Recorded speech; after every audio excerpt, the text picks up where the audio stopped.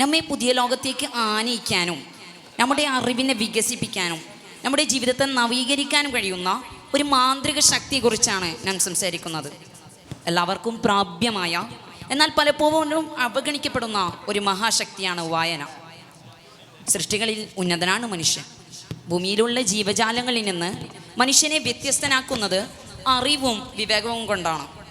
തൻ്റെ ജീവിത വഴികളെ ചിട്ടപ്പെടുത്താനും തൻ്റെ ലക്ഷ്യങ്ങളെ നേടിയെടുക്കാനും പുസ്തകങ്ങൾ സഹായിക്കുന്നുണ്ടെന്ന കാര്യം തർക്കമില്ലാത്തതാണ്.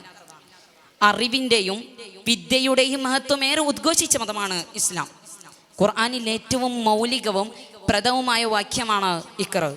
നിന്നെ സൃഷ്ടിച്ച നിന്റെ രക്ഷിതാവിൻ്റെ നാമത്തിൽ നീ വായിക്കുക.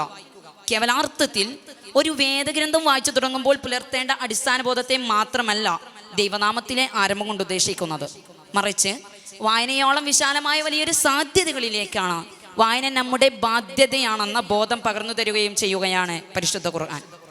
പ്രശസ്ത ബ്രിട്ടീഷ് തത്വചിന്തകൻ ഫ്രാൻസിസ് ബേക്കണിൻ്റെ വാക്യം പ്രസക്തമാണ്. ചില പുസ്തകങ്ങൾ രുചിക്കേണ്ടവയാണ്, ചിലത് വിഴുങ്ങേണ്ടവയാണ്, അപൂർവ ചിലത് ചവച്ചരച്ച് ദഹിപ്പിക്കേണ്ടവയാണ്. എങ്ങനെ വായിക്കണം, എന്ത് വായിക്കണം എന്നതിനെക്കുറിച്ചാണ് ബേക്കൺ ഓർമ്മപ്പെടുത്തുന്നത്.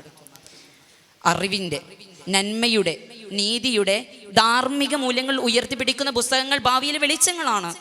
ബൃഹത്തിൻ്റെ ഒരു പ്രസക്തമായ വാക്യമുണ്ട്, വിശക്കുന്ന മനുഷ്യ ഈ പുസ്തകങ്ങൾ കയ്യിലെടുക്കൂ, അതും ഒരായുധമാണ്.